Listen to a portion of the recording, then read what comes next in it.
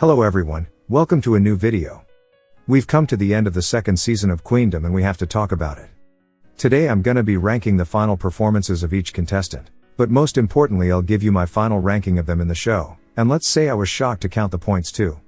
A fan favorite was not one of my favorites. But let's not spoil anything. Let me know in the comments which performance of the final episode you liked more and if you agreed with the final ranking. As always, don't forget to like the video, to subscribe if you haven't, and to follow me on Instagram clicking on the link you can find in the description. I can't wait for us to talk about the performances, so let's just get into it. Let's go!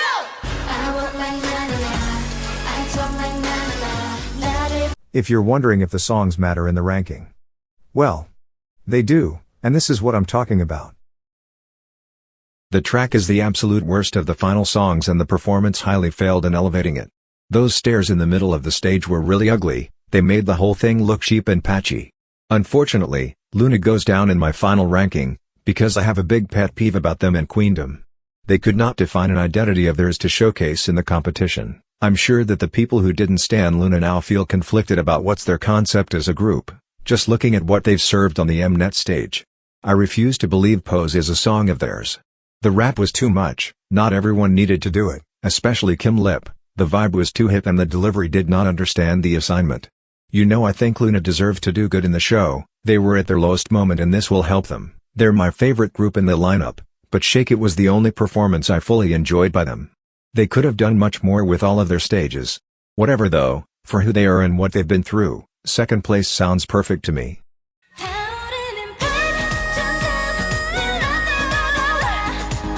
WJSN won with this. LOL. First of all, I did not like the intro, music-wise.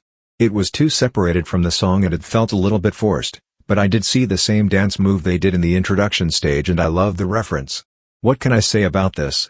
It was emptier than a music show performance. No climax, no turning point, no stage usage. It was quite funny in my opinion.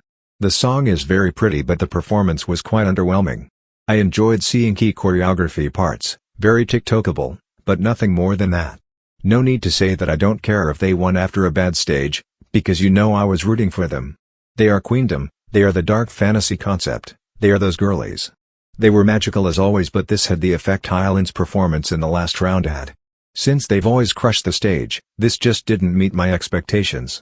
It was way far from what a final show should have been, but hey, at this point, can't really say much. We have a queen and that queen comes from the cosmos. Can't wait for their comeback. It's time to see WJSN shine again.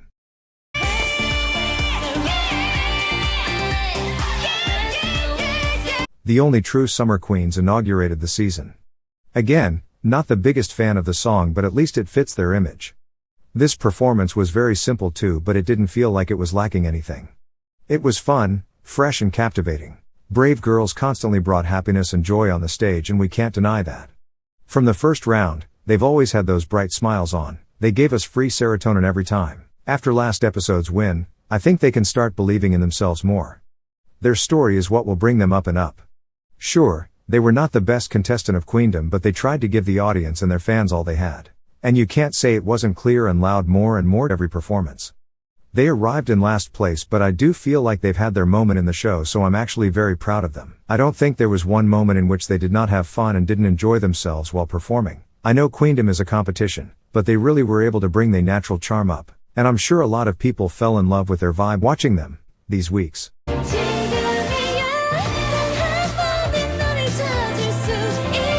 Viviz was the surprise in the final ranking. Against every prediction, they ended up in third place, above Hyland, which, let me put it out there, is a little bit of a crime, but whatever. Their final performance was hands down one of the best of the entire season. It was so suggestive and lovable. First of all, the song is in my top 2 favorites, so I could be a little biased, but let me say I think this vibe, which kinda reminds me of G-Friend, fits them a lot, especially Yunya. This and Bop Bop's direction is what they have to keep going forever. It's their workhouse, it works for them and it looks like they love it. I love it, this type of music keeps moving me every time. The Alice in Wonderland theme was adorable, the performance was incredibly dynamic for Viviz and I think it had a strong impact on the viewers, especially the live ones. Technically, Viviz is in search of their second chance too and they are so gonna get what they deserve. They left the competition on a dreamy note that we'll hardly forget about. I think I'll miss Sinbi the most. Every Thursday, she was truly the comic relief of the show, and I'm glad Mnet understood that and stopped the evil editing relying on a lighter one. Vivas did a great job. I'm glad they reached the podium.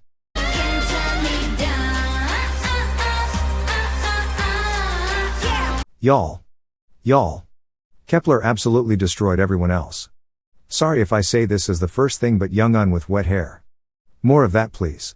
Speaking about the performance, this was hands down their best one since their debut up until now. They are definitely the group I underestimated the most in the first place, and that slowly confirmed themselves as absolute monster rookies. They deserve to be on that stage and they owned it like seniors. Unfortunately, 5th place had their name written on since the start, and that's unfortunate cause whatever they would do they just could not get higher in the ranking. I feel like they know what they're worth though, and I'm just sure they know their new song slaps. Differently from Luna, for example, I think Kepler showed a precise and focused spirit to their essence. Their lighter delivery of Pool Party was what they needed to do in order to show versatility, but they never slipped from the Teen Crush powerful image they wanted to bring on the stage. And that's why I think, sorry, you'll hate me, that they had a better journey in the show. I hope their team remembers they'll last for 2 years only now. Focus on them and no more survival shows. These girls are at their limit.